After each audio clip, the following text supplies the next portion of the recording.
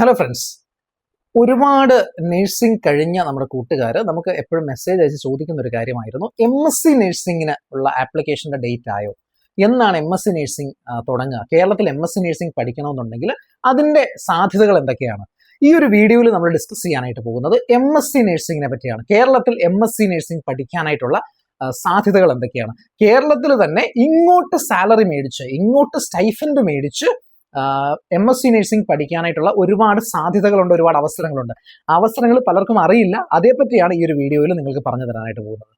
കേരളത്തിലെ എല്ലാ government കോളേജുകളിലേക്കും, government nursing കോളേജുകളിലേക്കും, അതുകൂടാതെ തന്നെ പകുതി മാനേജ്മെന്റ് സീറ്റുകളിലേക്കും, അതായത് LBS പോലെ തന്നെ കേരളത്തിലെ പകുതി പ്രൈവറ്റ് സെൽഫ് ഫിനാൻസിങ് കോളേജുകളിലെ മാനേജ്മെന്റ് സീറ്റുകളിലേക്കും അഡ്മിഷൻസ് നടക്കുന്നത് കോമൺ ഒരു എൻട്രൻസ് ടെസ്റ്റ് ത്രൂ ആണ്. ഒരു എൻട്രൻസ് ടെസ്റ്റ് മുഖേനയാണ്. അത് കമ്പ്യൂട്ടർ ബേസ്ഡ് ആണ്.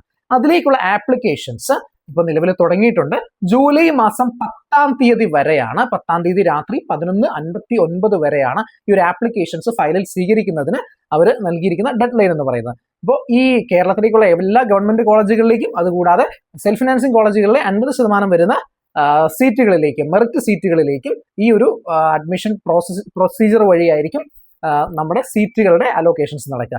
ഇനി ബാക്കി 50% സീറ്റുകളിലേക്ക് അലോട്ട്മെന്റ് നടക്കുന്നത് മാനേജ്മെന്റുകൾ ത്രൂ ആണ്. അപ്പം മാനേജ്മെന്റുകൾ ഡയറക്റ്റ് അല്ല, പലപ്പോഴും മാനേജ്മെന്റ് അസോസിയേഷൻസ് ത്രൂ ആണ് ചെയ്യുന്നത്. PNC MAC ത്രൂ ആണ്, പ്രൈവറ്റ് നഴ്സിംഗ് കോളേജ് മാനേജ്മെന്റ് അസോസിയേഷന്റെ കീഴിലുള്ള എല്ലാ കോളേജുകളിലേക്കുമുള്ള MSc നഴ്സിംഗിന്റെ അഡ്മിഷൻ അലോക്കേഷൻ പ്രോസസ്സുകൾ നടക്കുന്നത്. ഇനി ക്രിസ്ത്യൻ മാനേജ്മെന്റ് ആയിക്കോട്ടെ, അത് AMCS FNCK ത്രൂ ആണ് അതിന്റെ MSc നഴ്സിംഗിന്റെ ആപ്ലിക്കേഷൻ അലോട്ട്മെന്റ് പ്രോസസ്സുകൾ നടക്കുന്നത്. ഈ PNC MACും AMCS FNCKയും ഇപ്പോൾ ഓപ്പൺ ആയിട്ടുണ്ട്. ഇപ്പോൾ പ്രൈവറ്റ് കോളേജുകളിലാണ് നിങ്ങൾ പഠിക്കാനായിട്ട് ഉദ്ദേശിക്കുന്നതെങ്കിൽ, പ്രൈവറ്റ് കോളേജുകളിൽ നിങ്ങൾക്ക് ഫീസ് അങ്ങോട്ട് നൽകി, അപ്പോൾ അതായത് സ്റ്റൈഫൻഡ് ഉണ്ടായിരിക്കുകയല്ല ഈ ഒരു പ്രൈവറ്റ് കോളേജുകളിലെ ഈ ഒരു മാനേജ്മെന്റ് സീറ്റുകളിൽ, ഈ ഒരു സീറ്റാണ് നിങ്ങൾ ചൂസ് ചെയ്യുന്നതെങ്കിൽ നിങ്ങൾക്ക് AMCS FNCKയോ PNC MAC വഴിയോ അപ്ലൈ ചെയ്യാം.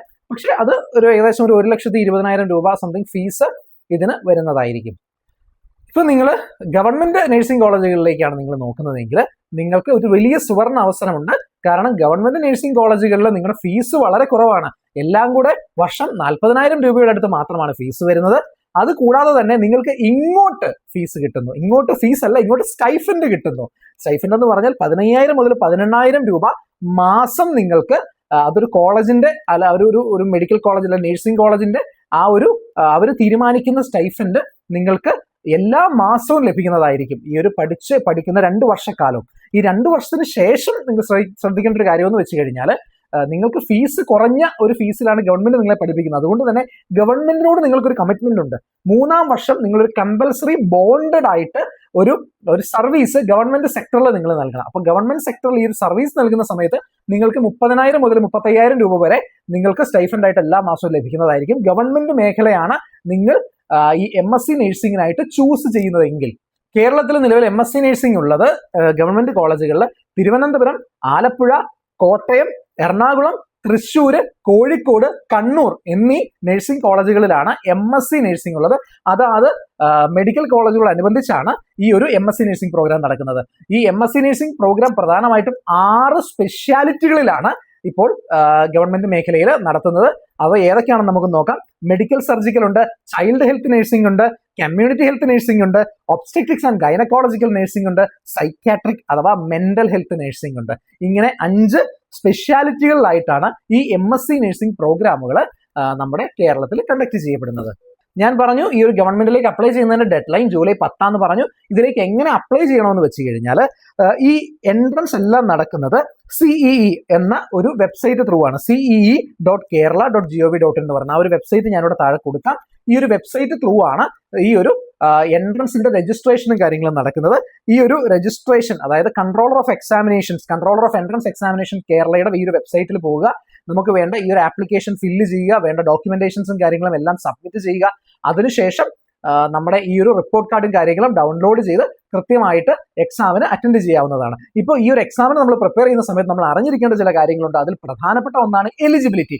ഈ MSc നഴ്സിംഗ് എൻട്രൻസ് എക്സാം എഴുതാനായിട്ട് എല്ലാവരും എലിജിബിൾ അല്ല. അതിൽ എലിജിബിലിറ്റിയിൽ ശ്രദ്ധിക്കേണ്ട ചില പ്രധാനപ്പെട്ട കാര്യങ്ങളുണ്ട്. അതിൽ ഒന്നാമത്തെ കാര്യം എന്ന് പറയുന്നത്, ആ ഒരു അപ്ലൈ ചെയ്യുന്ന വ്യക്തി ഒരു കേരളൈറ്റ് ആയിരിക്കണം എന്നുള്ളതാണ്. ഒരു കേരളത്തിൽ നിന്നുള്ള ഒരു വ്യക്തി ആയിരിക്കണം എന്നുള്ളതാണ് അതിൽ പ്രധാനപ്പെട്ട കാര്യം. ഇതിൽ രണ്ടാമത്തെ കാര്യം എന്ന് പറഞ്ഞു കഴിഞ്ഞാൽ ഈ ഒരു വ്യക്തിക്ക് പ്രായപരിധിയില്ല. MSc നഴ്സിംഗിന് പഠിക്കുന്നതിന് പ്രായപരിധിയില്ല ജനറൽ കോട്ടയിൽ. പക്ഷേ ഇൻ സർവീസ് കോട്ട ത്രൂ ആണ് നിങ്ങൾ നോക്കുന്നതെങ്കിൽ, ഇപ്പോൾ ഗവൺമെന്റ് DHS അല്ലെ DME സേവനം ചെയ്യുന്ന ഒരാളാണ് ഈ ഒരു തസ്തികയിലേക്ക് അല്ലെങ്കിൽ MSc നഴ്സിംഗ് പ്രോഗ്രാമിലേക്ക് അപ്ലൈ ചെയ്യുന്നതെങ്കിൽ അവർക്ക് 49 വയസ്സ് എന്ന് പറയുന്ന ഒരു കട്ട് ഓഫ് ഏജ് വെച്ചിട്ടുണ്ട്. അതായത് ജൂൺ 29-ാം തീയതി 2026 ജൂൺ 29-ന് അവർക്ക് ഈ പറയുന്ന പോലെ ഏജ് 49 വയസ്സിൽ താഴെയായിരിക്കണം. അപ്പൊ ആ ഒരു ഏജിൽ ലിമിറ്റിലാണ് നിൽക്കുന്നതെങ്കിൽ നിങ്ങൾക്ക് ഡെഫിനറ്റ് ആയിട്ട് അപ്ലൈ ചെയ്യാൻ പറ്റുന്നതാണ്. ഇനി അടുത്തൊരു പ്രധാനപ്പെട്ട കാര്യമാണ്, കേരളത്തിൽ BSc നഴ്സിംഗ് പഠിക്കുന്നവർക്കൊരു പ്രയോറിറ്റി ഉണ്ട്. അതിൽ കേരളത്തിലെ നമ്മുടെ കണ്ണൂർ ആയിക്കോട്ടെ, MG യൂണിവേഴ്സിറ്റി ആയിക്കോട്ടെ, കുഹാസ് ആയിക്കോട്ടെ, ഇവിടങ്ങളിൽ പഠിക്കുന്നവർക്ക് ഒരു കൃത്യമായ പ്രയോറിറ്റി ഈ ഒരു MSc നഴ്സിംഗിന് കിട്ടുന്നുണ്ട്.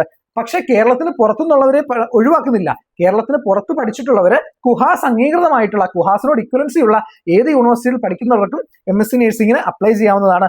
പക്ഷേ ഇതിന്റെ അലോട്ട്മെന്റ് പ്രോസസ്സിന്റെ സമയത്ത് ഈ കുഹാസിൽ നിന്നുള്ള ഇക്വലൻസി സർട്ടിഫിക്കറ്റ് നമ്മൾ ഇതിനു വേണ്ടി സബ്മിറ്റ് ചെയ്യണം. ആ സബ്മിറ്റ് ചെയ്തില്ല എന്നുണ്ടെങ്കിൽ നിങ്ങളുടെ ഒരു പ്രോഗ്രാം ഇതിനോട് ഇക്വലന്റ് അല്ല എന്നാണ് കണക്കാക്കപ്പെടുന്നത്. അപ്പോൾ നിങ്ങളുടെ അഡ്മിഷൻ പ്രോസസ്സ് ചിലപ്പോൾ അല്ലെങ്കിൽ ആ ഒരു ആപ്ലിക്കേഷൻ റിജക്റ്റ് ആയി പോകാനായിട്ടുള്ള സാധ്യതയുണ്ട്.